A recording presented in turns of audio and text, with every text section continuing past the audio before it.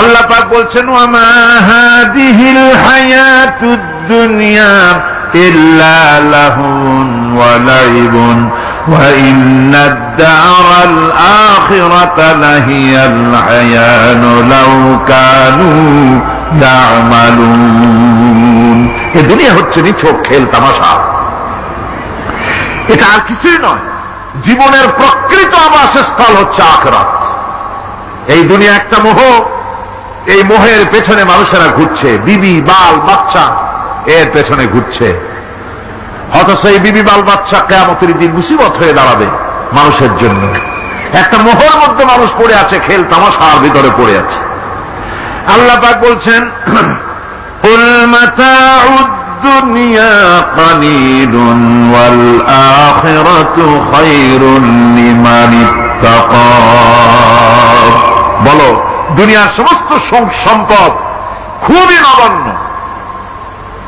আর যে ব্যক্তি পরকালকে বিশ্বাস করে, পরকালের কামনা করে, সেই খোদাভীরু লোকদের জন্য পরকাল হচ্ছে প্রকৃত আবাসস্থল। সেই জায়গাটাই হলো আসল জায়গা। ওই জায়গার জন্য কিছু তৈরি করতে হবে। কোরআনে কারিমে রব্বুল আলামিন বলছেন আরাদিতুম বিল হায়াতিদ দুনিয়া মিনাল আখিরাহ ফামা মাতাউদ দুনিয়া ফিল আখিরাতি ইল্লা কালিল। তোমরা কি পরকালের জীবনের বিনিময় এই দুনিয়ার জীবনটাই বেশি পরিতুষ্ট হয়েছ? অথচ দুনিয়ার জীবনের সুখ সম্পদ তো পরকালের তুলনায় খুবই নগণ্য। পরকালের সুখ অনেক বেশি, পরকালের দুঃখটা অনেক বেশি, সুখটাও অনেক বেশি। পরকালটা স্থায়ী, সুতরাং দুনিয়া মোহে না পড়ে পরকালের জন্য জীবনটাকে পরকাল ভিত্তিক জীবন তৈরি করো। আল্লাহ পাক বলছেন ফাম্মা মান তাগা ওয়া আসারাল হায়াতাদ দুনিয়া ফাইন্নাল জাহিমা হিয়াল মাওয়া। অথবা যে ব্যক্তি বিদ্রোহ করেছে এবং দুনিয়ার জীবনকে অগ্রাধিকার দিয়েছে, তার জায়গা হচ্ছে জাহান্নাম। জোরে বলেন নাউজুবিল্লাহ। যে ব্যক্তি আল্লাহর সঙ্গে বিদ্রোহ করেছে আর পরকালের জন্য পাথর জোগাড় করে নাই, দুনিয়াকে অগ্রাধিকার দিল, পরকালকে ভুলে গেল, তার জায়গা হলো জাহান্নাম। ওয়াম্মা মান খাফা মাকামা রাব্বিহি ওয়া নাহান নাফসা আনিল হাওয়া ফাইন্নাল জান্নাতা হিয়াল মাওয়া। আর যে ব্যক্তি আপন প্রভুর সামনে উপস্থিত হওয়াকে ভয় করেছে এবং আপন প্রবৃত্তিকে লালসা মুক্ত করেছে, লালসার হাত থেকে রক্ষা করেছে, আল্লাহ রাব্বুল আলামিন কিয়ামতের দিন তার জন্য রেখে দিয়েছেন জান্নাত। তার জন্য কোন জায়গা? জান্নাত। আমাদেরকে পরকাল ভিত্তিক জীবন যাপন যদি করি তাহলে কবরের জবাবগুলি খুব আসান হবে। আর যদি পরকাল ভিত্তিক জীবন যাপন না হয়, কবরটা মুসিবত হয়ে যাবে। হযরত ওসমান রাদিয়াল্লাহু তাআলা আনহু কবরের কাছে গিয়ে খুব কাঁদতেন। সাহাবায়ে কেরাম প্রশ্ন করেছেন, হুজুর রাসূল করিম সাল্লাল্লাহু আলাইহি ওয়াসাল্লাম যখন জান্নাত ও জাহান্নামের ওয়াজ করেন তখন তো এত বেশি আপনি কাঁদেন না, যত বেশি কাঁদেন কবরের কাছে এসে, কারণ কি? হযরত ওসমান রাদিয়াল্লাহু তাআলা আনহু বলতেন, আমার সাথীরা, আমি আমার হাবিবের কাছে, আল্লাহ রাব্বুল আলামিনের রাসূলের কাছে আমি শুনেছি এই কবরটাই হলো প্রথম স্টেশন, এই কবরটাই হলো প্রথম ইমিগ্রেশন কাউন্টার। এই জায়গায় কেউ যদি ধরা পড়ে যায়, কারো যদি চার্জশিট হয়ে যায়, সব জায়গায় ধরা পড়ে যাবে। হাসরে মিজানে সিরাতে কোন জায়গায় নাজাত পাবে না। আর এই কবরটা যদি কেউ মুক্তি পেয়ে যায়, মিজান সিরাত হাসর সব জায়গা থেকে আল্লাহ তারে ভালোভাবে পার করে দিবেন। এটা হলো আসল জায়গা, মারাত্মক জায়গা, খুব মারাত্মক জায়গা। আমি এটাকে ইমিগ্রেশন কাউন্টার বলেছি আমার ভাষায়। ইমিগ্রেশন কাউন্টার যারা বিদেশ ভ্রমণ করেছেন তারা জানেন, লন্ডন যাবেন, আমেরিকা যাবেন, সৌদি আরব যাবেন, যে কোনো বিদেশে যাবেন, গেলেই পাসপোর্ট তারা দেখবে। পাসপোর্টে আপনার ন্যাশনালিটি কোনটা সেটাই তারা জানতে চাইবে। আপনি কোন দল করেন এটা তারা জানতে চাইবে না। আপনি কোন ভাষায় কথা বলেন তাও তাদের জানার দরকার নাই। প্রথমেই তারা আপনার ন্যাশনালিটি দেখবে, আপনার আইডেন্টিটি কি তারা জানতে চাইবে। তারপরে যদি স্যাটিসফ্যাক্টরি হয় আপনাকে ভিসা দিয়ে ভেতরে ঢুকবার ব্যবস্থা করে দেবে। আর যদি তারা স্যাটিসফাইড না হয় তাহলে আপনাকে মেহমানখানায় ঢুকানো হবে গ্রেফতার করে। কবর হচ্ছে এ ধরনের একটি ইমিগ্রেশন কাউন্টার। কবরের ভিতরে মানুষ যখনই রাখা হবে সঙ্গে সঙ্গে দুজন ফেরেশতা আসবে। কবরের কাছে যারা এসেছিল দাফন হয়ে যাওয়ার পর এই লোকগুলি 40 কদম যেতে যতক্ষণ লাগে এর মধ্যেই দুজন ফেরেশতা এসে যাবে, এসে জিজ্ঞেস করবে মান রব্বুকা, তুমি কোন দল করতে, ওটা তাদের জানার দরকার নাই। চাকরি কিসে করতেন ওটা জানার দরকার নেই।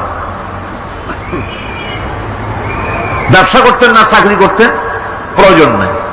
প্রথমেই জিজ্ঞাসা করা হবে ন্যাশনালিটি, প্রথমেই জিজ্ঞাসা করা হবে তার ন্যাশনালিটি সম্পর্কে, তার আইডেন্টিটিটা কি, এবং সেটাকে সত্যায়িত করার জন্য, বোঝার জন্য 3টি প্রশ্ন। প্রথম প্রশ্ন মান রব্বুকা ওয়া মা দীনুকা ওয়া মান নবিয়ুকা, তোমার রব কে, তোমার দিন কি, তোমার নবী কে। যদি এই ব্যক্তি বেঈমান হয়, মুনাফিক হয়, সে বলবে হায় হাতা লা আদরি, হায় হাতা লা আদরি, জানি না আমার রবকে, আমি জানি না। তোমার দিন কি, দিন কারে কয় বুঝি না। এরপরে আল্লাহর নবী জনাবে মুহাম্মদ রাসূলুল্লাহ সাল্লাল্লাহু আলাইহি ওয়াসাল্লামকে দেখানো হবে, বলা হবে মা কুনতা তাকুলু ফি হাদার রাজুল, এই ব্যক্তি সম্পর্কে তোমার ধারণা কি নিকে, বলবে আমি চিনি না। নাউযুবিল্লাহ। বাস, এরপরে তার যা হবার তাই শুরু হয়ে যাবে। আর যদি বান্দাটা মুমিন হয়, প্রশ্ন করা হবে মান রব্বুকা, জবাব দেবে রব্বি আল্লাহ, আমার রব আল্লাহ রাব্বুল আলামিন। ওয়া মা দীনুকা, দীনুনা ইসলাম, আমার দিন হচ্ছে ইসলাম। এরপরে আল্লাহর নবীকে দেখানো হবে। কয়েক রকমের বর্ণনা আছে, কোন বর্ণনায় আছে হুজুরের আকারে দেখানো হবে, অথবা রাসূলকে সরাসরি দেখানো হবে। বলা হবে মা কুনতা তাকুলু ফি হাদার রাজুল, এই লোকটি সম্পর্কে ধারণা কি। মুমিন ব্যক্তি বলবে হাদা নবিয়ুনা মুহাম্মাদুর রাসূলুল্লাহ সাল্লাল্লাহু আলাইহি ওয়াসাল্লাম, ইনি আমার তো সেই নবী মুহাম্মাদুর রাসূলুল্লাহ সাল্লাল্লাহু আলাইহি ওয়াসাল্লাম। আমরা যদি এই রকমের জবাব দিতে পারি, আল্লাহ কবুল করো। সকলে জোরে বলো আমিন।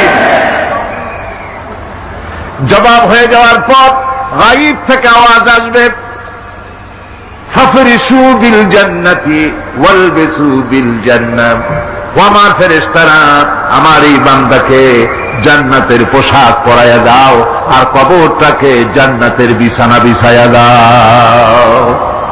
জান্নাতের পোশাক পরায় দাও, জান্নাতের বিছানা বিছাইয়া দাও। ইলা মাদ্দা বাসারিহি, তার চোখের দৃষ্টি যত দূর যায় কবরটা ততটা প্রশস্ত করে দাও। এরপর বেহেশতের পোশাক পরাইয়া, বেহেশতের বিছানা বিছায়া ফেরেশতা বলবে নম কানাউমুল উরুস, ঘুমিয়ে যাও। দুলামিয়া যেমন বাসর সজ্জায় নতুন বউ নিয়ে আরামে ঘুমায়, এরকম আরামে ঘুমায় যাও। ইলা ইয়াউমিল কিয়ামা, কিয়ামত পর্যন্ত ঘুমায় থাকো, আরামে ঘুমিয়ে থাকবে। এরপরে সিংগায় ফুৎকার হবে, সিংগার ফুৎকারের আওয়াজে তার ঘুম ভেঙে যাবে। বলবে ইয়া ওয়াইলানা মান বাসানা মিন মারকাদিনা, হায় আফসোস, আমার এত আরামের ঘুম থেকে কে আমাকে জাগ্রত করলো, আমার ঘুমটারে নষ্ট করলো কে। আওয়াজ আসবে হাদা মা ওয়াদার রহমান ওয়া সাদাকাল মুরসালুন, এটা হচ্ছে রহমানের সেই ওয়াদা, আর মুরসালিনরা নবীরা সত্য কথাই বলেছিলেন, সেই কিয়ামত অনুষ্ঠিত হচ্ছে। আমার বন্ধুগণ, সেজন্য এই দুনিয়ার মোহে পড়ে থাকলে পরে দুনিয়ায় যারা অগ্রাধিকার দিবে দুনিয়াকে পরকালের তুলনায়, জবাব দিতে পারবে না কবরের ভিতরে গিয়া।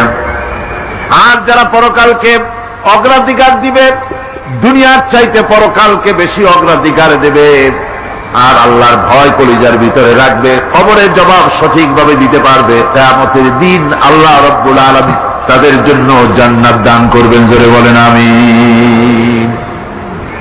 দুনিয়াটা হচ্ছে দুনিয়া যেখানে আমরা আছি। আমি আগেই বলেছি দুনিয়া হচ্ছে আদনা শব্দ থেকে এর উৎপত্তি হয়েছে। তুচ্ছ, নিকৃষ্ট, এটার দাম নাই, এটার মূল্য নাই।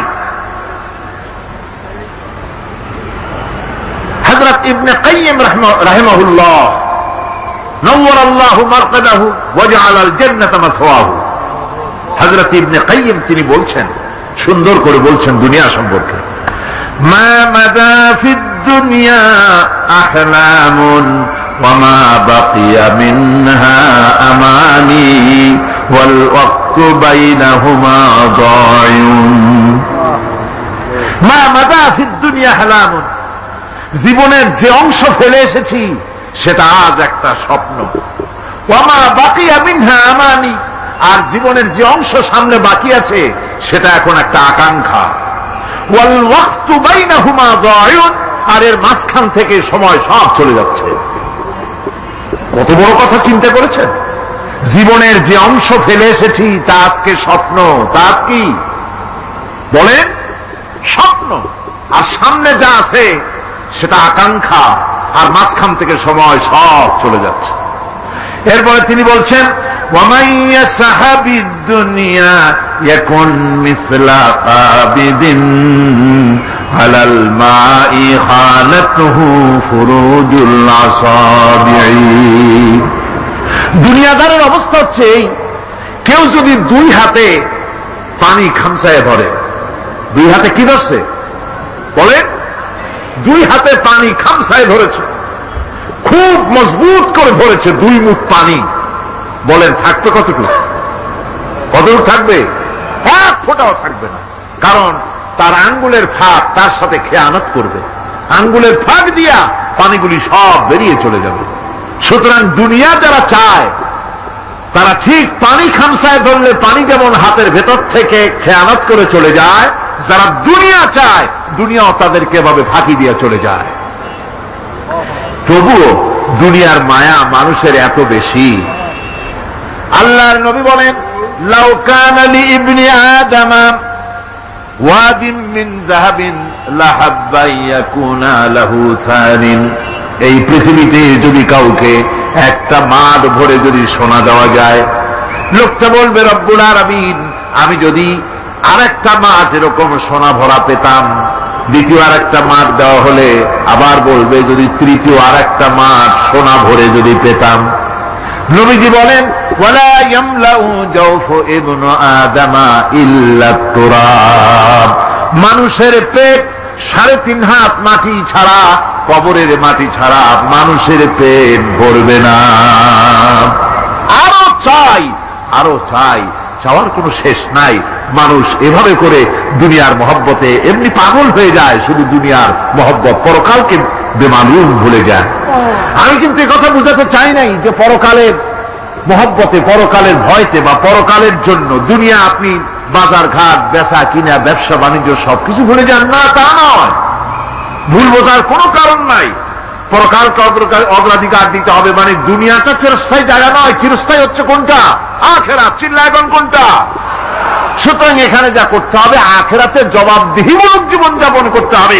আপনি ব্যবসা করবেন, ওজনে কম দিতে পারবেন না, আপনি খাদ্যে ভেজাল দিতে পারবেন না, চুরি করতে পারবেন না, ডাকাতি করতে পারবেন না, জেনা করতে পারবেন না, বদমাশি করতে পারবেন না, মদ খেতে পারবেন না, সন্ত্রাসী হতে পারবেন না, হাইজ্যাকার হতে পারবেন না, চাঁদাবাজ হতে পারবেন না, মুনাফাখোর হতে পারবেন না, আপনি চোরা কারবারি হতে পারবেন না, ঘুষখোর হতে পারবেন না, সুদখোর হতে পারবেন না। এই সব কাজ পরকালকে বিশ্বাস করলেই এ সমস্ত কাজ থেকে মানুষ বিরত থাকতে পারে। কথা ঠিক কিনা? এটাই হচ্ছে পথ। সুতরাং এই পৃথিবী থাকবে না, এটা কি চিরকাল থাকবে না? এর একটা পরিসমাপ্তি ঘটবে। যেমন করে সারা বছর লেখাপড়া করার পর কলেজে, বিশ্ববিদ্যালয়, মাদ্রাসায়, হাই স্কুলে, সব জায়গায় সারা বছর লেখাপড়া করার পর যেমন পরীক্ষা দেওয়ার একটা দিন আসে, সারা বছর ব্যবসা করার পর হিসাব নিকাশ করার যেমন একটা সময় আসে, সারা মাস চাকরি করার পর বেতন পাওয়ার যেমন একটা দিন আসে, সারা জীবন চাকরি করার পর পেনশন পাওয়ার যেমন একটা সময় আসে, অনুরূপ ভাবে এই দুনিয়া যেদিন শেষ হয়ে যাবে, আল্লাহ নির্ধারিত সময় শেষ হয়ে যাওয়ার পর একটা সময় আসবে যখন আল্লাহ রব্বুল আলামিন সব শেষ করে দিবেন, লন্ডভন্ড হয়ে যাবে, কিছুই থাকবে না। কোরআনে কারিমে আল্লাহ সব বলেছেন, কোরআনে সব আল্লাহ বলে দিয়েছেন। আল্লাহ পাক বলেন এই পৃথিবীর সব কেমন ভাবে ধ্বংস হবে তার চিত্র আল্লাহ পাক কোরআনে কারিমে তুলে ধরেছেন। ইযাস সামাউ ফাতারাত ওয়া ইযাল কাওয়াকিবু তাসারাত ওয়া ইযাল বিহারু ফুজ্জিরাত ওয়া ইযাল কুবুরু বু'সিরাত। যখন আকাশসমূহ দীর্ণ বিদীর্ণ হয়ে যাবে, তারকাগুলি বিক্ষিপ্ত হয়ে ছিটকে পড়বে, আর সমুদ্রগুলি উচ্ছ্বসিত হয়ে পড়বে, কবরগুলি সব তার ভেতরে যা আছে উদ্গীরণ করে দেবে, তারকাগুলি স্থিমিত হয়ে যাবে। এরপরে সমস্ত আকাশগুলি কাতাইয়িস সিজিল্লিল কুতুব, কিতাবের পৃষ্ঠার মতো একটার পরে একটা ঠাস ঠাস করে পড়তে থাকবে, চূর্ণ বিচূর্ণ হয়ে ভেঙে চুরে একাকার হয়ে যাবে। পাহাড়গুলিকে উড়িয়ে দেওয়া হবে, চন্দ্র এবং সূর্য একাকার হয়ে যাবে। আল্লাহ রাব্বুল আলামিন বলেন ফাইদা বারিকাল বাসার ওয়া খাসাফাল কমার ওয়া জুমিআশ শামসু ওয়াল কমার। চক্ষু যখন বিস্ফারিত হয়ে যাবে, চাঁদ যখন তার আলো হারিয়ে ফেলবে, সূর্য যখন তার আলো হারিয়ে ফেলবে, চাঁদ আর সূর্য সব একাকার হয়ে যাবে, সেই সময় অবস্থাটা কি চিন্তা করো। মানুষ হয়রান হয়ে দৌড়াদৌড়ি করবে। ওয়াহুমিলাতিল আরদু ওয়াল জিবালু ফাদুক্কাতা দাক্কাতান ওয়াহিদা। জমিন এবং পাহাড়গুলির মধ্যে আল্লাহ রাব্বুল আলামিন সংঘর্ষ বাঁধিয়ে দিবেন, পাহাড়গুলি ভেঙে চুরে টুকরা টুকরা হয়ে যাবে, পাহাড়গুলি উঁচু করে জমিনের উপরে আছাড় মেরে আল্লাহ রাব্বুল আলামিন ভেঙে চুরে চুরমার করে দিবেন। সুবহানাল্লাহ।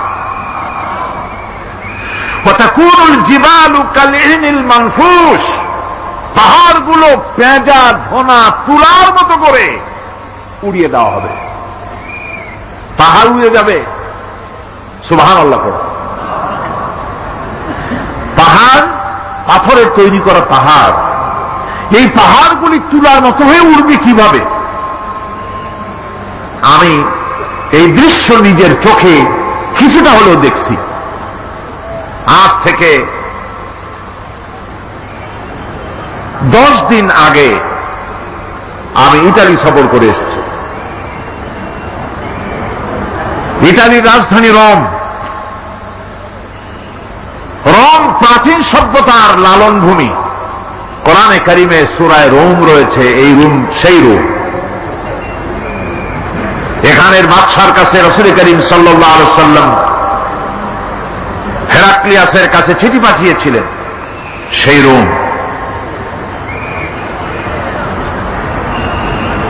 12 থেকে 15,000-এর মতো বাংলাদেশি মুসলমান সেখানে আছে। জুমার দিন, যেদিন আমি গেলাম তার পরের দিনই জুমা ছিল, জুমার নামাজ পড়লাম ভ্যাটিকানের কাছেই বিশাল মসজিদ, ইউরোপের ভিতরে সবচাইতে বড় মসজিদ এটা। রোম ইসলামের দুশমনদের রাজধানী। সেইখানে যখন আযান হচ্ছে আশহাদু আন্না মুহাম্মাদার রাসূলুল্লাহ, আমার অনুভূতির কথা আপনাদেরকে বোঝাতে পারবো না, কি অনুভূতির সৃষ্টি হয়েছে আমার ভেতরে। ভ্যাটিকানের পোপ এক পাশে, কিছু দূরেই ভ্যাটিকান, ওটা হচ্ছে গোটা পৃথিবীর সমস্ত খ্রিস্টানদের কাবা, ভ্যাটিকান। তার পাশেই বিশাল মসজিদ, সেখানে নামাজ পড়লাম। চিন্তার ভেতরে আসলো আল্লাহ রাব্বুল আলামিন তার হাবিবের নাম, তার তাওহীদ, তার রিসালাতকে কিভাবে বিশ্বময় ছড়িয়ে দিলেন। আবু জাহেল চাইছিল মুহাম্মদ সাল্লাল্লাহু আলাইহি ওয়াসাল্লামকে স্তব্ধ করে দেবে মক্কার জীবনেই। কত বদনাম, সাহের, কাহেন, কাযযাব, শায়ের, নাউযুবিল্লাহি মিন যালিক, কত গালাগালি করলো। আর আল্লাহ শুনালেন, হাবিব চিন্তার কোনো কারণ নাই, ওয়া রাফা'না লাকা যিকরাক, আমি আপনার প্রশংসা বিশ্বময় ছড়িয়ে দেব। সুবহানাল্লাহ। রোম প্রোগ্রাম শেষ করে আমাকে তারা নিয়ে গেল, যেটা আমি বলছি সফর কাহিনী শোনাবার সময় এটা না, যেহেতু এর সঙ্গে প্রাসঙ্গিক সেজন্য বলছি। পাহাড় কেমনে তুলার মতো হয়ে উঠবে তার নজির দেখেছি। রোম শহর থেকে 300 মাইল দূরে, 300 কিলোমিটার দূরে নেপোলিয়ান বোনাপার্ট তার বাড়ি, এবং ওটা তার নামে একটা প্রভিন্স। ভূমধ্য সাগরের পারে ভিসুভিয়াস, পৃথিবীর সবচাইতে বড় আগ্নেয়গিরি। সেটা দেখাতে নিয়ে যাওয়া হলো আমাকে, যে পাহাড়টা পৃথিবীর মাটি থেকে তার চূড়া হচ্ছে 3 মাইল উঁচু। এর 2 মাইল গাড়িতে করে ঘুরে ঘুরে যাওয়া যায়, এরপর আর গাড়িতে যাওয়া যায় না, বাকিটুকুন যেতে হবে হেঁটে হেঁটে। পাহাড়ের উপরে অক্সিজেন কম, বেশ কষ্ট হচ্ছিল উঠতে। জীবনে প্রথম পাহাড়ে চড়েছি জাবালে নূর, রাসূল করিম সাল্লাল্লাহু আলাইহি ওয়াসাল্লামের উপরে যেখানে ওহী হয়েছিল সর্বপ্রথম। পাহাড় চড়ার একটা অভিজ্ঞতা ওখান থেকে আমার কিছুটা হয়েছিল। খুব কষ্ট হলো বাকি 1 মাইল উঠতে। যখন ভিসুভিয়াসের একদম শীর্ষে চলে গেছি, সেখানে গিয়ে আমার সাথে 15-20 জন লোক ছিল। আমি নিজেই আল্লাহু আকবার বলে আমার গলা থেকে আওয়াজ বেরিয়ে গেল। আমি দেখতে পেলাম ভিসুভিয়াসের শীর্ষে বিশাল গর্ত। আমার মনে হয় গর্তটা এই মাঠের 1/4 হবে। এই মাঠের 1/4 হবে গর্তটা। সেই গর্তটার গভীরতা হচ্ছে 1.5 কিলোমিটার।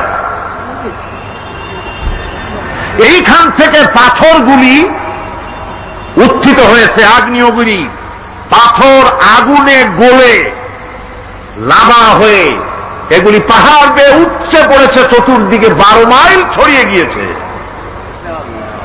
আমার মনে পড়ল, ওয়াকুদুহান নাস ওয়াল হিজারা, জাহান্নামের আগুনের ইন্ধন হবে মানুষ আর পাথর। আমি সেখানে সেজদায় পড়ে গিয়ে কান্নাম আর বললাম, আল্লাহ জাহান্নামের আগুন হারাম করে দিও আমাদের জন্য। পাথর কিভাবে গলল, গলে পাথরগুলি গলে পুড়ে চতুর্দিকে পড়েছে আর ছিটকেছে, চতুর্দিকে ছিটকে পড়েছে। সেই পাথরগুলি ছিটকে ছিটকে যেগুলি পুড়ে পড়েছে, সেগুলিকে দূরে সাদা রঙের বলে মনে হয়, কোনোটা সাদা কোনোটা কালো, মনে হয় যেন তুলার মতো হয়ে পড়ে আছে চতুর্দিকে।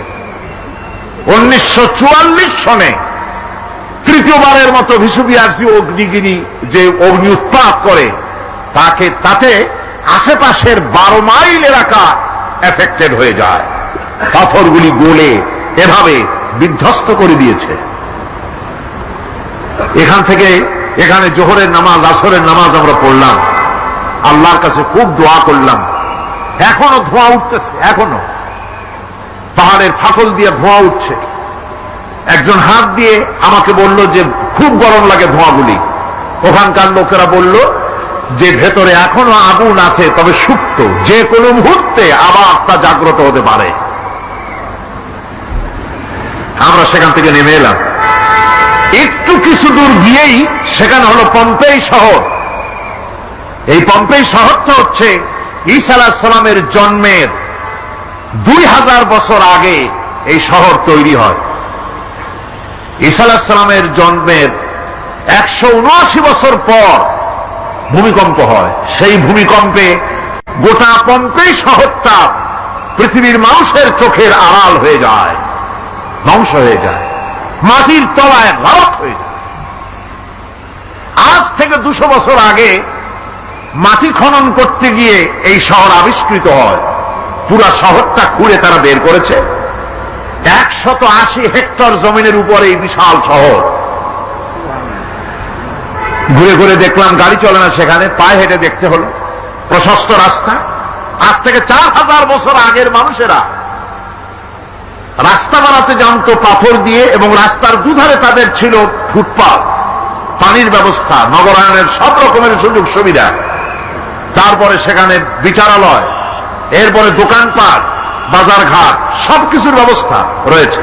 বিশাল বিশাল পাথরগুলি দিয়ে পিলার তৈরি করা। ভাবলাম এই পিলারগুলি, এই পাথরগুলি তারা কিভাবে ক্রেন ছাড়া এত উপরে উঠালো কি করে, আমার মাথায় আসলো না। পাথর কেটে কেটে সুন্দর সুন্দর অঙ্কন শিল্প তারা করেছে। এরপরে ঘুরতে ঘুরতে বাদশার রাজার বাড়িতে গিয়ে ঢুকলাম। সেখানে গিয়ে দেখলাম উলঙ্গ এত মূর্তি পাথরের তৈরি করা। পাথর কেটে কেটে দেওয়ালে যৌন মিলনের এমন কোন অশ্লীল ছবি নাই যা তারা সেখানে তৈরি করে নাই। উলঙ্গ মূর্তি আর উলঙ্গ যৌন মিলনের অসংখ্য ছবি দিয়ে এই এলাকা ভরা। তখন আমি বুঝলাম আল্লাহর গজব হওয়ার কারণটা কি, এই শহরটা মাটির নিচে হরক হয়ে যাওয়ার কারণটা কি। আল্লাহ পাক জেনা ব্যভিচার যে দেশে বেশি হয় আল্লাহ পাক বরদাস্ত করেন না। দুশ্চরিত্র যে দেশের মানুষ দুশ্চরিত্র হয়ে যায়, জেনা ব্যভিচার বেশি হতে থাকে, আল্লাহ হরক করে দেন, গজব দেন। এই গজব এক এক সময় এক এক রকমের হয়ে আসে। কখনো মাটির নিচে দাবায় দেন, কখনো মহামারী, কোন দেশে কলেরা, কোন দেশে জলোচ্ছ্বাস, কোথাও ভূমিকম্প, আর সর্বশেষ এই জেনা ব্যভিচারের জন্য আল্লাহ পাকের চূড়ান্ত এই যৌনতার অশ্লীলতার জন্য চূড়ান্ত গজব বর্তমান বিশ্বের জন্য এইডস। আল্লাহ পাক এই গজব দিয়েছেন। বন্ধু, আমি সেই জায়গা, আমি সেখানে যা দেখলাম যে আল্লাহ পাক পাহাড়গুলিকে কিভাবে উড়াবেন, এটা অস্বীকার করার কোন উপায় নাই। বিশ্বাস তো করতামই। তবে হযরত ইব্রাহিম আলাইহিস সালাম যেমন বলেছিলেন, রব্বি আরিনি কাইফা তুহিল মাউতা, হে আল্লাহ তুমি মরাকে জিন্দা করবা কেমনে? আল্লাহ পাক বললেন আওয়ালাম তুমিন, তুমি বিশ্বাস করো না? ইব্রাহিম আলাইহিস সালাম বললেন বালা, অবশ্যই বিশ্বাস করি, ওয়ালাকিন লিয়াতমাইন্না কলবি, যদি চোখে দেখতাম তাহলে আমার অন্তরাত্মা খুব ঠান্ডা হতো। আল্লাহ রাব্বুল আলামিন চোখে দেখায় দিলেন জিন্দা কেমনে মুর্দা হবে, মুর্দা কেমনে জিন্দা হবে, আল্লাহ দেখায় দিলেন। পাহাড় উড়ায় দিবেন আল্লাহ রাব্বুল আলামিন। একথা কলিজার মধ্যে এটার উপর ঈমান বিশ্বাস, কিন্তু আল্লাহ চোখে দেখাইছেন, ঈমান আরো মজবুত হয়েছে, যা ছিল আরো মজবুত হয়েছে। সুবহানাল্লাহ। আল্লাহর ভয়তে কলিজা কেঁদেছে। আমি পাহাড়ের উপরে কেঁদেছি, যার যার হয়ে কেঁদেছি। বন্ধুগণ, আল্লাহ সুবহানাহু ওয়া তাআলা এই জন্য বলেছেন কুল সিরু ফিল আরদ, আমার জমিন ঘোরো, ভালো করে দেখো, কাইফা কানা আকিবাতুল মুকাজ্জিবিন, মহাসত্যকে যারা অস্বীকার করেছে তাদের পরিণতি আমি কি করে দিয়েছি, এগুলি চোখে ভালো করে তাকায় দেখো। আমার বন্ধুগণ, সুতরাং এই পৃথিবীর অবসান হবে, এই পৃথিবী ধ্বংস হবে, এই পৃথিবী চূড়ান্ত ভাবে শেষ হয়ে যাবে। ও হ্যাঁ, আরেকটি কথা বলতে হয়, সেটা হচ্ছে যে এই রোম থেকে আর একটু দূরে 900 মাইল দূরে হচ্ছে সিসিলি। 900 মাইল দূরে, সেখানে এই সিসিলি মুসলমানেরা শাসন করেছিল 350 বছর। সেই সিসিলিতে রয়েছে 360টা মসজিদ মুসলমানদের করা। সমস্ত মসজিদগুলি আজ তালা বন্ধ, একটা মসজিদও খোলা নাই। সেখানকার মুসলমানেরা ওয়াজ শুনতে এসেছিল রোমে। আমি তাদের জন্য পরামর্শ দিয়েছি যে গভর্নমেন্টের কাছে তোমরা দাবি জানাও যে অন্তত একটা মসজিদের দরজা আমাদের জন্য খুলে দাও। রোমের অবস্থানরত প্রবাসী বাংলাদেশি মুসলমানেরা আমাকে বলেছে, তাদের অনেকের বাড়ি চট্টগ্রামও আছে, আমাকে বলেছে তাদের চোখে পানি আসছে বলার সময় যে চিরাময় তাফসীর মাহফিল যখন আসে ওই যেটা কাঁদতে থাকে যাওয়ার জন্য। তো যাওয়া তো সম্ভব না এত দূর থেকে। আমাদের সালাম বলে দিবেন যত লোক আসবে, আর আমাদের জন্য দোয়া করতে বলবেন যেন এই রোমের ভিতরে আমরা ইসলামের আদর্শের ভিত্তিতে আমরা যেন চলতে পারি। আপনারা দোয়া করুন তাদের জন্য। ভাইরা আমার, এই পৃথিবী একদিন পরিসমাপ্তি ঘটবে এবং আল্লাহর দরবারে আমাদেরকে উঠতে হবে এবং সেখানে আমাদের বিচার হবে। সেখানে আমাদের কি হবে? বিচার হবে। আল্লাহ পাক বিচারটাকে নির্ভুল করার জন্য, সঠিক করার জন্য প্রত্যেকের গলায় আমলনামা ঝুলাই রাখছেন। এখানে রেকর্ডের ব্যবস্থা করা হয়েছে। আল্লাহ পাক বলছেন, ওয়া কুল্লা ইনসানিন আলজামনাহু তাইরাহু ফি উনুকিহি। যারা শয়তানি করত, যারা মানুষকে খুন করত, এই মানুষগুলি এত ভালো হয়ে গেল, যারা চুরি ছেড়ে দিল, ডাকাতি ছেড়ে দিল, জেনা ব্যভিচার ছেড়ে দিল, এত ভালো হয়ে গেল, পৃথিবীর মধ্যে সেরা মানুষ তারা হয়ে গেলেন। জোরে বলেন সুবহানাল্লাহ। নবীর সাহাবীরা পৃথিবীর শ্রেষ্ঠ সন্তান, নবীর সাহাবীরা পৃথিবীর সেরা মানুষ, তাদের চাইতে সেরা মানুষ নবীদের পরে আর কেউ হতে পারে না। জোরে কোন সুবহানাল্লাহ। নবীর পরে পৃথিবীতে শ্রেষ্ঠ মানুষ কারা? সাহাবায়ে কেরাম রিদওয়ানুল্লাহ তাআলা আলাইহিম আজমাইন। ওনারা তো কুফরের মধ্যে ছিলেন, শিরকের মধ্যে ছিলেন, চুরি ডাকাতি জেনা ব্যভিচার এমন কোন পাপ নাই যা করা হয়নি। তারপরে যখন আল্লাহর নবীর কাছ থেকে তাওহীদ, রিসালাত ও আখিরাতের দাওয়াত পেলেন, কি সোনার মানুষ এক একজন হয়ে গেলেন। সুবহানাল্লাহ। যারা ছিলেন নারীর সতীত্বের জম, তারা হয়ে গেলেন নারীর সতীত্বের পাহারাদার।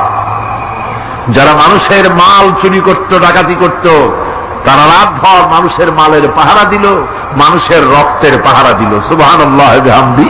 রক্ত ও সম্পদের পাহারা দিল। রাসূল বললেন, খায়রুল কুরুনে কারনি, সর্বশ্রেষ্ঠ যুগ তো আমার যুগ। বন্ধুগণ, এরপরে একটা জীবন আসবে, ওই কিয়ামতের ময়দানে। এই পরকালের বিশ্বাসটা গুরুত্বপূর্ণ ব্যাপার। আমাদের সব কিছুর হিসাব দেওয়া লাগবে। আল্লাহ পাক বলেন, ইন্নাস সামআ ওয়াল বাসারা ওয়াল ফুআদা কুল্লু উলাইকা আনহু মাসউলা। নিঃসন্দেহে মানুষের শ্রবণ শক্তি, দর্শন শক্তি এবং তার অন্তঃকরণের কল্পনা সম্পর্কে আল্লাহ রাব্বুল আলামিনের কাছে জিজ্ঞাসিত হতে হবে। কান দিয়া কি করেছিলা, চোখ দিয়া কি করেছিলা, মুখ দিয়া কি করেছিলে, হাত দিয়ে কি করেছিলে, সবকিছুর জবাব আল্লাহ রাব্বুল আলামিনের কাছে দিতে হবে। সবটার জবাব দিতে হবে, কোনো কিছু বাদ যাবে না। এমনকি মনের ভিতরে যে কল্পনা আমরা করি, এই কল্পনার হিসাবও আল্লাহর দরবারে দিতে হবে। কোরআনে কারীম বলছে, ওয়া ইন তুবদু মা ফি আনফুসিকুম আও তুখফুহু ইউহাসিবকুম বিহিল্লাহ। মনের ভিতরে তুমি যেটা কল্পনা করো সেটা প্রকাশ করো, অথবা তুমি গোপন রাখো, যাই তুমি করো না কেন, আল্লাহ রাব্বুল আলামিন এর হিসাবও তোমার কাছে নেবেন। ফায়াগফিরু লিমান ইয়াশাউ ওয়া ইউআযযিবু মান ইয়াশাউ ওয়াল্লাহু আলা কুল্লি শাইইন কাদির। মহান আল্লাহ পাক বলেন, করার পর তোমার মনের ভিতরে কি কল্পনা করেছিলে ওইটার হিসাব আমি নেব। হিসাব নেওয়ার পর যারে খুশি ক্ষমা করে দেব, যাকে খুশি শাস্তি প্রদান করব। সবকিছুর উপরে আল্লাহ রাব্বুল আলামিন শক্তিমান, সব তিনি করতে পারেন, সমস্ত কুদরত রয়েছে তার। সুতরাং মানুষদেরকে, আল্লাহর বান্দাদেরকে বিশ্বাস করতে হবে যে আমার কোনো কথা বাদ যাবে না। কথাগুলি রেকর্ড হচ্ছে, কথা রেকর্ড হচ্ছে। আমি যে ওয়াজ করতেছি, এই কথাগুলি রেকর্ড হচ্ছে নাকি হচ্ছে না? অনেক টেপ রেকর্ডার রেকর্ড হচ্ছে, অডিও ভিডিও হচ্ছে। আজ থেকে 50 বছর পর যদি এই রেকর্ড বাজানো হয়, আমাকে যদি বলা হয় যে আপনি অমুক জায়গায় অমুক কথা বলেছেন, আমি যদি বলি না আমি কথা বলিনি, তারপরে যদি রেকর্ড বাজানো হয়, তাহলে আমি কথা যে বলি নাই যদি বলি, তাহলে এটা ধরা পড়বে না? সেখানে ধরা পড়বে না? তাহলে এই মানুষের কথা প্লাস্টিকের ফিতায় রেকর্ড করে 50 বছর, 100 বছর, 200 বছর, 500 বছর যদি প্লাস্টিকের ফিতায় এটাকে চলচ্চিত্র করে অথবা টেপ রেকর্ডারে করে যদি ধরে রাখা যায়, এই বুদ্ধিটা কে দিলেন কন্ত দেখি? সবাই কন্যা এই বুদ্ধিটা দিলেন কে? যে আল্লাহ রাব্বুল আলামিন মানুষের মাথায় বুদ্ধি দিলেন, যার দ্বারা সে মানুষের কথাবার্তা অ্যাক্টিভিটি সব ধরে রাখতে পারে। সে আল্লাহ রব্বুল আলামিন বুঝি আপনার আমার কথা এবং আপনার আমার অ্যাক্টিভিটিসকে তিনি বুঝি ধরে রাখতে পারবেন না কিয়ামত পর্যন্ত? পারবেন কিনা? সেজন্য রব্বুল আলামিন বলেন, মা ইয়ালফিযু মিন কাওলিন ইল্লা লাদাইহি রাকীবুন আতীদ। সমস্ত কথা রেকর্ড হচ্ছে। সুবহানাল্লাহ কোন জোরে! সমস্ত কথা রেকর্ড হচ্ছে, একটা কথাও বাদ যাবে না। মুখ আছে বলেই কথা বলবেন তা না, হিসাব করে কথা বলতে হবে। গীবত গাওয়া যাবে না, মিথ্যা কথা বলা যাবে না, মিথ্যা ওয়াদা করা যাবে না। মিথ্যা ওয়াদার তো মৌসুম এসে গেছে। কি কোন বোঝেন কথা? হ্যাঁ, মিথ্যা ওয়াদার মৌসুম এসে গেছে। এখন মৌসুমে বাহার, মিথ্যা বলার। কত সুন্দর সুন্দর ওয়াদা, সোনা দিয়ে রাস্তা বানায় দেব। অভুক্ত মানুষদের বলা হয় না খেয়ে মরবেন না, কিন্তু কি খেয়ে মরবে তাও কয় না। আমরা যদি যাইতে পারি তাহলে মটকির মতো রসগোল্লা বানাই দেব, গরুর গাড়ির চাকার মতো জিলাপি বানাই দেব। খাইতে গিয়ে হা করে শীত হয়ে থাকবে। কত রঙিন রঙিন কথা। মিথ্যা ওয়াদার সময় এসে গেছে। ভাইরা আমার, পরকাল যদি বিশ্বাস করে সেই ব্যক্তি কিছুতেই মুখ আছে বলেই যা খুশি বলবে না, পরনিন্দা করবে না, পরচর্চা করবে না, হাত আছে বলেই যা তা লিখবে না। ঘটনা হইল একটা, লিখলো আর একটা। কলম একটা আছে বলেই যা খুশি তা লেখা যায় না, মুখ আছে বলেই যা খুশি তা বলা যায় না, চোখ আছে বলেই যা খুশি তা দেখা যায় না।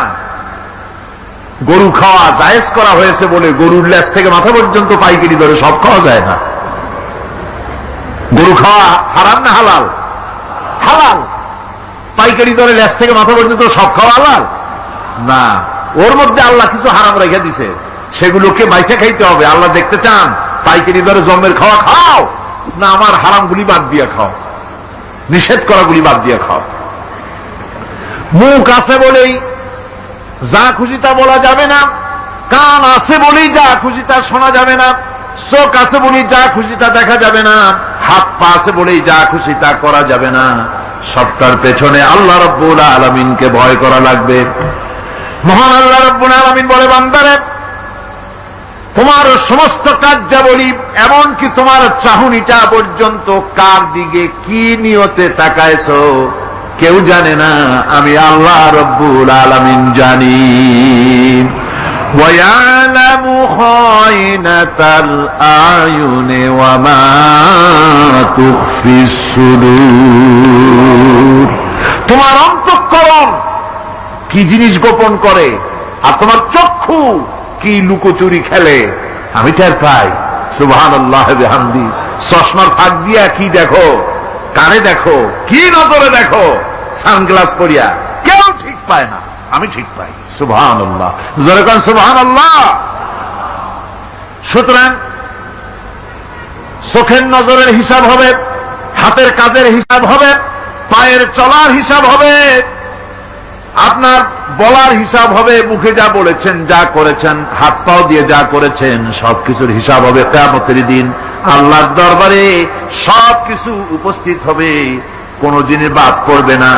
ফামান ইয়ামাল মিসকালা যাররাতিন খায়রান ইয়ারা ওয়া মান ইয়ামাল মিসকালা যাররাতিন শাররান ইয়ারা। ছোট্ট একটা ভালো কাজ যদি করো তাও হাজির করা হবে সামান্যতম ভালো কাজও তোমার বাদ পড়বে না। আর ক্ষুদ্রতম কোন খারাপ কাজ করলে তাও উপস্থিত করা হবে, সব তোমার সামনে, কোন জিনিস বাদ পড়বে না, সব দেখতে পাবে কিয়ামতের দিন। ভালো কাজটাও আর খারাপ কাজটাও আল্লাহর কাছে সেদিন আল্লাহ পাক মানুষের সামনে উপস্থিত করে দিবেন। আল্লাহ পাক বলছেন সেদিন এই জমিন তার ভিতরে যা লুক্কায়িত ছিল জমিন সব বের করে দেবে। কান্নাহুম জারাদুম মুনতাশির। টিড্ডি ফড়িংগুলি পোকাগুলি মাটির থেকে যেমন বেরোয়, এ মাটির ভিতরে যা আছে কিয়ামতের দিন সব মাটি বের করে দেবে। ইযা যুলজিলাতিল আরদু জিলজালাহা ওয়া আখরাজাতিল আরদু আসকালাহা ওয়া ক্বালাল ইনসানু মা লাহা। এই জমিনকে ঝাঁকি মারা হবে প্রবল এক ঝাঁকুনি, প্রবল এক ঝাঁকুনিতে এই পৃথিবীর মধ্যে যা কিছু আছে সব বেরিয়ে যাবে। সুবহানাল্লাহ কইতে ইচ্ছা করে না মিয়ারা? এক ঝাঁকুনিতে পৃথিবী সব বের করে দেবে। মানুষ হয়রান হয়ে বলবে কি হয়েছে, এ মাটির হলোটা কি? আমার বন্ধুগণ, মানুষ হয়রান হয়ে গিয়ে বলবে মাটির কি হলো? আল্লাহ রাব্বুল আলামিন বলেন ইয়াউমাইযিন তুহাদ্দিসু আখবারাহা বিআন্না রাব্বাকা আওহা লাহা। জমিনের উপরে যা ঘটেছে জমিন তা সব বের করে দেবে, সব প্রকাশ করে দেবে। আর এটা এই জন্য হবে যেহেতু তার রবের হুকুম হয়েছে, তার রব হুকুম করেছে বের করবে। জমিনের ভিতরে আছে যা সব বেরিয়ে যাবে, আকাশ ভেঙে পড়বে, পাহাড় উড়ে যাবে, জমিনের ভিতরে যা আছে সব উপরে চলে আসবে। পৃথিবীতে সব শেষ, কিচ্ছু নাই, আকাশ নাই, পাহাড় নাই, সমুদ্র নাই, সব একাকার, চন্দ্র নাই, সূর্য নাই, তারকা নাই, গ্যালাক্সি নাই, মহাশূন্য নাই, সব শেষ। আল্লাহ রাব্বুল আলামিন সমস্ত ফেরেশতাদেরকে শেষ করে দিবেন, সকলের মওত হয়ে যাবে, কেউ আর থাকবে না। এমনকি হযরতে আজরাইল মালাকুল মউত তিনিও থাকবেন না, সব আল্লাহ রাব্বুল আলামিন মৃত্যু করে দিবেন। এরপরে আল্লাহ রাব্বুল আলামিন একা তিনি বলবেন ইয়া দুনিয়া, ইয়া দুনিয়া আইনা আনহারুকি, এ পৃথিবী তোর সেই সমুদ্রগুলো কোথায়, নদীগুলি কোথায়? ইয়া দুনিয়া আইনা আশজারুকি, হে দুনিয়া তোমার গাছগুলি কোথায়? এত বন বনানি, এত গাছ ছিল। ইয়া দুনিয়া আইনা জিবালুকি, হে পৃথিবী তোর জমিনে যত পাহাড় ছিল পাহাড়গুলি কই? যত স্বৈরাচার ছিল জমিনের উপরে, যারা স্বৈরাচারী মনোবৃত্তি নিয়ে মানুষ ধ্বংস করেছে, দেশ ধ্বংস করেছে, মায়ের বুক খালি করেছে, ওই স্বৈরাচারগুলি কই? কোন জবাব নাই। আল্লাহ পাকের পরে বলবেন লিমানিল মুলকুল ইয়াউম, কার রাজত্ব? আজকে রাজত্বটা কার?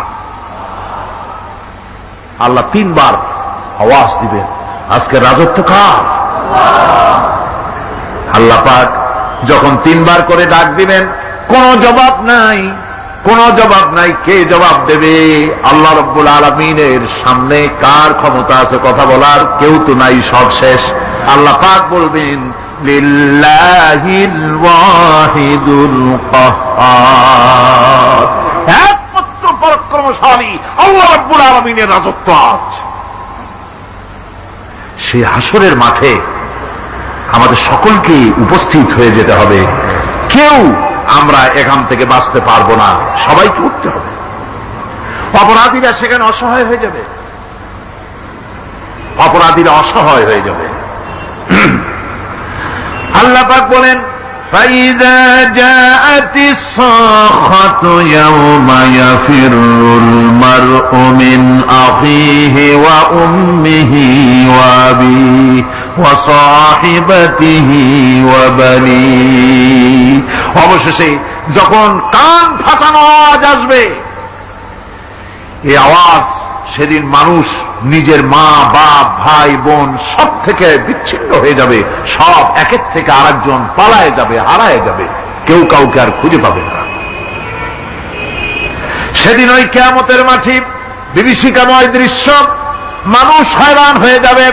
মাথার এক হাত অথবা অর্ধ মাইল অথবা এক বিগত এতটুকুন উপরে ওই প্রকাণ্ড সূর্যটার তাপ আসবে, গুনাহগারের মাথার চান্দি ফেটে গিয়া মগজগুলি গলে গলে নাক কান দিয়ে বের পড়তে লাগবে, জিহ্বাটা কুকুরের মতো ঝুলে নাভি স্থল পর্যন্ত পড়ে যাবে, মাটিটা সূর্যের উত্তাপে তামার মতো গরম হয়ে যাবে, সারা হাসর জুড়ে আওয়াজ হবে পানি পানি পানি। মানুষেরা হয়রান হয়ে যাবে সে হাসরের ময়দানে। এই চরম কষ্টের ভিতরে আল্লাহ রাব্বুল আলামিন বলেন সেদিন দুটো ভাগ হয়ে যাবে। একদল মানুষের চেহারা আলোয় ঝলমল হয়ে যাবে, আর একদল মানুষের চেহারাগুলি কালো হয়ে যাবে। উজুহু ইয়াওমাইযিন মুসফিরাতুন দাহিকাতুন মুস্তাবশিরা ওয়া উজুহু ইয়াওমাইযিন আলাইহা গাবারা। আল্লাহ পাক বলেন এক শ্রেণীর মানুষের চেহারা হাস্যোজ্জ্বল ঝলমলে হয়ে যাবে, আর এক শ্রেণীর মানুষের চেহারাগুলি কালো হয়ে যাবে। তারহাকুহা কাতারা উলাইকা হুমুল কাফারাতুল ফাজারা। হাস্যোজ্জ্বল, স্বচ্ছন্দপূর্ণ, সুন্দর, উজ্জ্বল ঝলমলে চেহারা হবে ঈমান আনার কারণে, পরকালকে বিশ্বাস করার কারণে, আল্লাহ এবং রাসূলের কথা অনুযায়ী জীবন যাপনের কারণে চেহারাটা উজ্জ্বল হয়ে যাবে। আর আল্লাহর নাফরমানি, রাসূলের নাফরমানি, পরকালকে অস্বীকার করার কারণে কাফেরগুলির চেহারা, মুনাফিকগুলির চেহারা কালো হয়ে যাবে। তাদেরকে আলাদা করে দেওয়া হবে। আমতাজুল ইয়াওমা আইয়ুহাল মুজরিমুন, মুজরিমদেরকে আলাদা করে দেওয়া হবে, দুইটা ভাগ হয়ে যাবে। এই চরম অবস্থা সৃষ্টি হবে কিয়ামতের ময়দানে। সেদিন রাসূল করিম সাল্লাল্লাহু আলাইহি ওয়াসাল্লাম উম্মতের জন্য সুপারিশ করবেন। সেই সুপারিশ যেন আমাদের করতে পারেন সেজন্য আমাদেরকে তৈরি করতে হবে, সে ধরনের যোগ্য আমাদেরকে বানাতে হবে। বন্ধুগণ, এই পরকালীন জীবন, এর সম্ভাবনা, এটা যে হবে এবং সেই পরকালে আমাদের সকলকে যে উঠতে হবে, কিয়ামতে আল্লাহর কাছে জীবনের সবকিছুর জবাবদিহি করতে হবে, এই ভীতি সৃষ্টি করতে চায় আল্লাহ পাক মানুষের ভেতরে। আল্লাহ পাকের চাইতে মানুষের কল্যাণকামী আর কেউ আছে? চিল্লায় কোন আল্লাহর চাইতে, বিশ্ববাসীর সৃষ্টি জগতের কল্যাণকামী আল্লাহর চাইতে, রাসূলের চাইতে বেশি কেউ কি আছে? সে আল্লাহ পাক সব বলে দিলেন, ওপেন সিক্রেট করে দিলেন, সব গোপন ফাঁস করে দিলেন। কেমনে বিচার হবে, কেমনে কিয়ামত অনুষ্ঠিত হবে, কেমনে কি হবে, সব খুলে খুলে আল্লাহ পাক বলে দিলেন আমাদেরকে ভালো হওয়ার জন্য। কোরআনে কারীম বলছে লাইসাল বিররা আন তুওয়াল্লু ওয়ুজুহাকুম কিবালাল মাশরিকি ওয়াল মাগরিব। পূর্ব পশ্চিমে মাথা ঘুরানো, সার নত করা, মাথা ঘুরানো, মুখ ঘুরানো, এটাই কিন্তু সৎ কাজ এবং পুণ্যবান হওয়ার, সৎ কাজ করার, নেককার হওয়ার জন্য যথেষ্ট নয়, বরং ওয়ালাকিন্নাল বিররা মান আমানা বিল্লাহি ওয়াল ইয়াউমিল আখির। প্রকৃতপক্ষে সৎকারী মুমিন, ভালো কাজ করা, প্রকৃত মুমিন, সত্যিকারের ভালো মানুষ, সত্যিকারের ইমানদার হওয়ার জন্য 10টি কাজ লাগবে। কয়টি কাজ? 10টি কাজ লাগবে। সেই 10টি কাজের একটি কাজ গত বছর আপনাদের খেদমতে আরজ করা হয়েছে, 2টি বলা হয়েছে, বাকি আজকে বললাম আর একটা, হয়ে গেল 3টা। বাকি আছে কয়টা? 7টা বাকি আছে, আরো 7টা। পরকাল ভিত্তিক জীবনযাপন যদি করতে পারি তাহলে আমরা হব দুনিয়ার শ্রেষ্ঠ মানুষ। কোন আলহামদুলিল্লাহ। আমার দেশ, আমার জাতি, আমার school, college, university, secretariat, cantonment, রান্নাঘর থেকে শুরু করে বঙ্গভবন, দেশের সর্বত্র মানুষের ভেতরে যদি পরকালের জবাবদিহিমূলক জীবনযাত্রার অনুভূতি সৃষ্টি করে দেওয়া যায়, কিয়ামত আছে আর জবাব দিতে হবে আল্লাহর দরবারে।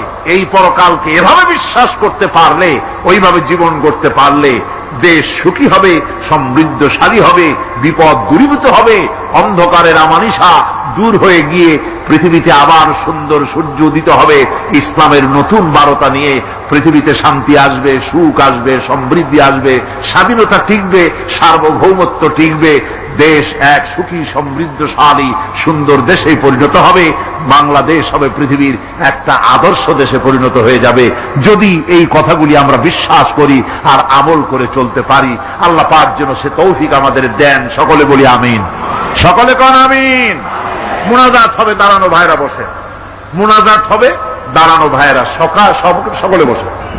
আল্লাহুম্মা ربنا ظلمنا أنفسنا وإن لم تغفر لنا وترحمنا لنكونن من الخاسرين ربنا لا تزغ قلوبنا بعد إذ هديتنا وهب لنا من لدنك رحمة إنك أنت الوهاب আয় আল্লাহ তাআলা হাজার হাজার মুসলমান নরনারী দীর্ঘক্ষণ ধরে তোমার কোরআনে কারিমের আলোচনা শুনেছি, দরুদ ও সালাম পড়েছি, জিকির আজগার করেছি। মেহেরবানি করে সওয়াবটুকুন জনাবে মুহাম্মদুর রাসূলুল্লাহ সাল্লাল্লাহু আলাইহি ওয়াসাল্লামের রূহ মুবারকে পৌঁছায় দাও। হে আল্লাহ তাআলা, तमाम পৃথিবীর মাটির নিচে যত মুমিন মুমিনাত শুয়ে আছেন তাদের আরওয়ার পরে সওয়াব পৌঁছায় দাও। রব্বুল আলামিন, আমাদের মধ্য থেকে মা বাপ যাদের দুনিয়া থেকে বিদায় হয়ে গেছে কবরগুলিকে জান্নাতের টুকরা বানায়া দাও। রব্বির হামহুমা কামা রব্বায়ানি সগীরা। সকলে পড়েন রব্বির হামহুমা কামা রব্বায়ানি সগীরা। আয় আল্লাহ তাআলা, আমাদের পীর মুর্শিদ, আমাদের উস্তাদ, আমাদের ভাই বোন, আত্মীয় স্বজন যার যা মারা গেছে সকলকে ক্ষমা করে দাও। গোটা পৃথিবীতে আজকে যত মুসলমান বেঁচে আছেন সমস্ত মুসলমানদের গুনাহ খাতা মাফ করে দাও। সমস্ত মুসলমানদেরকে এক বানায় দাও, নেক বানায় দাও। মুসলমানদের জিন্দেগির গুনাহ খাতা মাফ করে দাও। রব্বানা تقبل منا إنك أنت السميع العليم وتب علينا إنك أنت التواب الرحيم سبحان ربك رب العزة عما يصفون وسلام على المرسلين الحمد لله رب العالمين واجعل آخر كلمة عند الموت لا إله إلا الله মুহাম্মাদুর রাসূলুল্লাহ। আসসালামু আলাইকুম ওয়া রাহমাতুল্লাহ।